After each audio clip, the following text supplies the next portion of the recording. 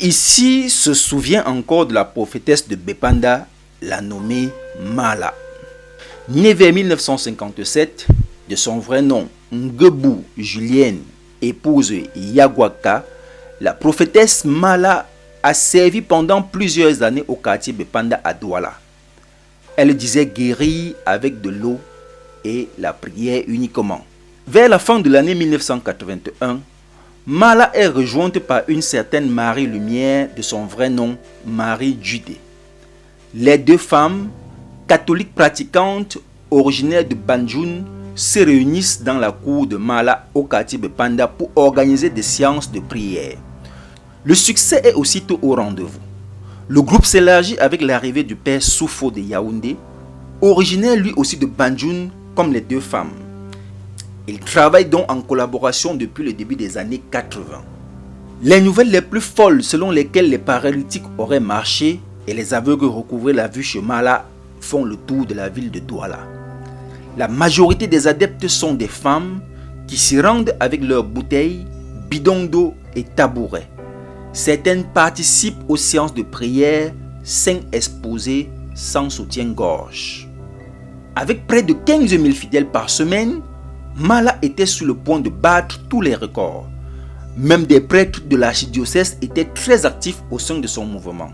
Mala et Marie Lumière s'inspirent du renouveau charismatique dans leur manière de conduire les séances de prière et de guérison. Ces deux dames captivent littéralement les milliers de personnes qui affluent chez elles pour obtenir guérison. Mala décide de se démarquer du père Soufo lorsque celui-ci va décider de se faire appeler Jésus-Christ. Pour Mala, le père Soufo sert désormais le diable. Nous sommes ici en fin de l'an 1995. Marie Lumière choisit de rejoindre le camp de père Soufo, délaissant Mala à Bépanda. Marie Lumière va œuvrer à installer le lieu de prière du quartier Makepe-Voirie à Douala. Le succès de ce trio était tel que même les plus grandes autorités du pays venaient chez eux. En 1995, la rupture est consommée entre Mala, Marie Lumière et le père Soufo. C'est donc en solitaire que Mala continue son œuvre jusqu'en 1999. L'Église catholique va alors interdire à ses fidèles d'y mettre pied, au risque d'être excommuniés et chassés. Malgré ces mises en garde, les fidèles désertent l'Église catholique pour Mala. Elle avait une emprise totale sur ses adeptes qui croyaient mordicus en ses prophéties. Mala sera tout simplement chassée de l'Église catholique.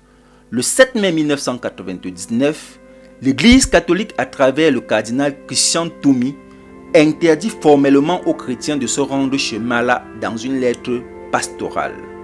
Les 27 et 28 janvier 2001, Mala a réussi l'exploit de regrouper près de 10 000 personnes sur le terrain au stade Camtel de Bépanda à l'occasion des 20 ans des œuvres de Jésus-Christ à Bépanda.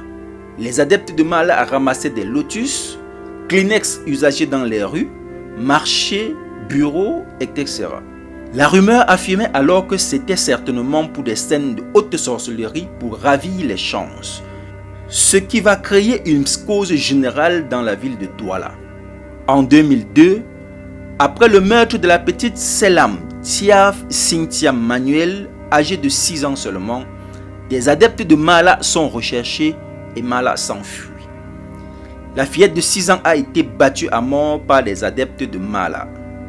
Fait troublant, ils n'ont exprimé aucun remords et ont affirmé que si c'était à refaire, ils le referont si Mala le leur ordonne. Un mandat d'arrêt est lancé contre Mala et les assassins de la fillette. Que va-t-il se passer? Que devient Mala? Eh bien, la réponse à toutes ces questions, vous les aurez en lisant Mystères et légendes du Cameroun, disponible aux adresses qui affichent à l'instant.